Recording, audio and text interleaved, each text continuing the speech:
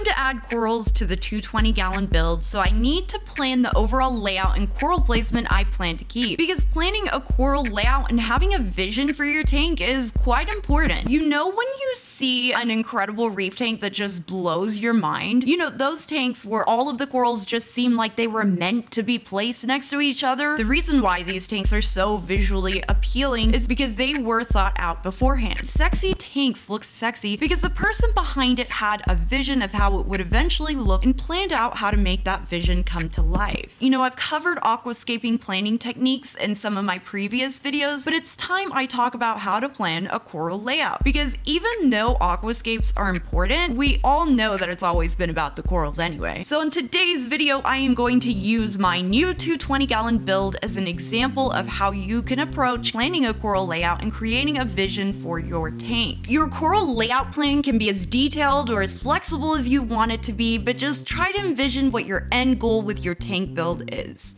To start the planning process, figure out what kinds of corals you want to keep. Do you want to keep softies, LPS, SPS, or mix? Also think about whether there are specific corals you really want to see in your tank. Do you want to keep a zoogarden, have a chalice here or there, or maybe even an anemone? Note those must-have corals that are really important for you to keep. Impulse buys are one of the best parts of this hobby, so remember that this list doesn't have to be stringent and something you stick to with no exceptions, but if you absolutely have to have a hammer garden in your tank, make sure to keep that in mind during the planning process. For my 220-gallon tank, I really want to have a mixed reef and incorporate softies, LPS, and SPS. I know I definitely want to add a lot of acros. I've developed a serious case of acro fever the past 2 years, so adding a lot of SPS is really important to me. I also do really love my LPS as well. I definitely want to include a torch, have a goni garden, and maybe a hammer garden.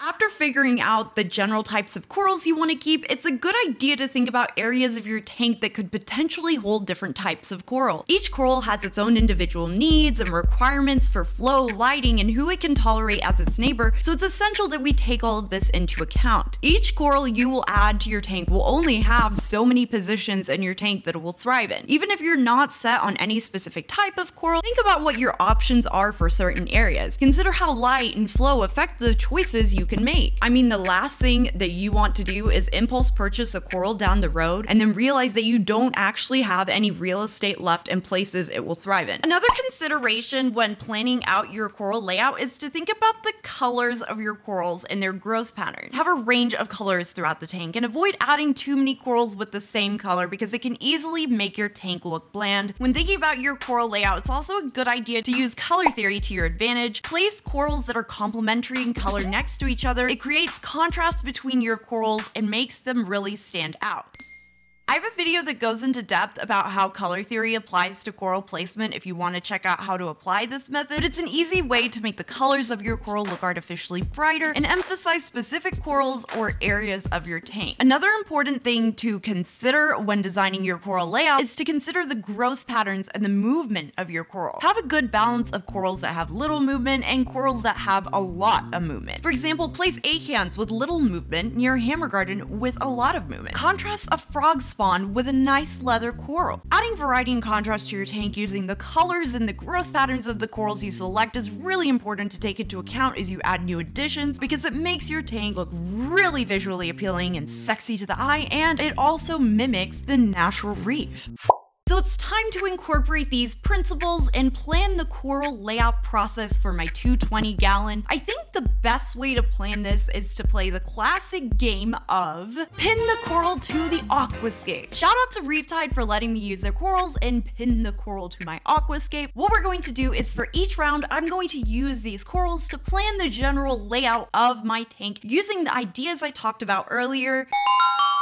In this round, I'm going to plan a general layout of my acros. The higher parts of my aquascape have high light and high flow, so I have to place the acros in these general areas, and we have a lot of variety of color to work with here. We've got red, blues, greens, we have all of it. In terms of placing them, I'm going to use the color theory to figure out where they specifically should go. So I'm going to start with this first red acro here and pop it here, and then if we look at the color wheel, the complementary color of red is green. green. And this is a nice little green acro here, you know, pop that next to the red one. And then looking at green on the color wheel, the closest complementary color to green that isn't red is pink. So this little acro would look really nice here. And then balance the pink out with this little guy and vary it up with the next closest complementary color, which is purple. And this acro is perfect. Yep, that looks nice. Looking at the color wheel, need a nice yellow color. This fellow right here is perfect. You know, pop him right here. Because this area here is a little bit separated, it's kind of like a wild card of sorts. So I'm going to pop this red acro over here. Looking good, looking good. Now moving on to the right structure, we have a blue acro, orange acro, and green orange mix left. The orange and the green orange mix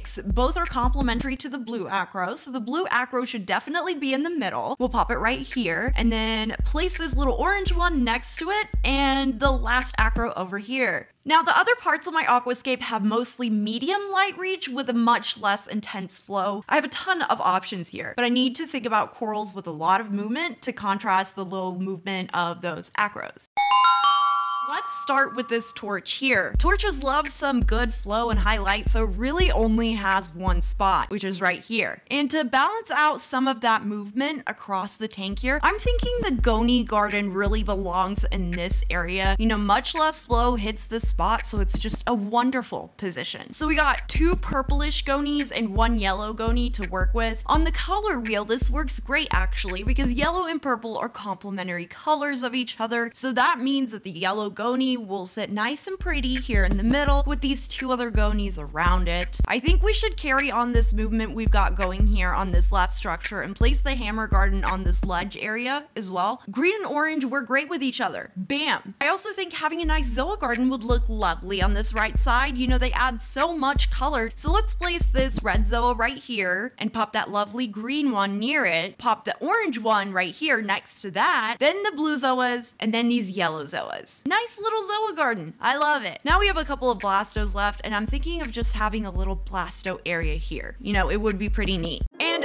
that, my friends, is a great start to a coral layout for my 220 gallon. Let me know what you think of my layout in the comments. Hopefully this video was somewhat helpful to you in thinking about your coral placement design, or even if it wasn't, I appreciate you still here, still watching, you know. Big shout out to Coralfish Zoa and the other fish tanks shown for letting me use their amazing tanks as an example, and also to Reef for letting me use their corals throughout this video. I'm leaving a code if you want to get any of these corals in the description so you can get that sweet discount when buying your corals, you know, after planning your coral layout using this video, of course. Make sure to smash that subscribe on your way out too. Would appreciate it.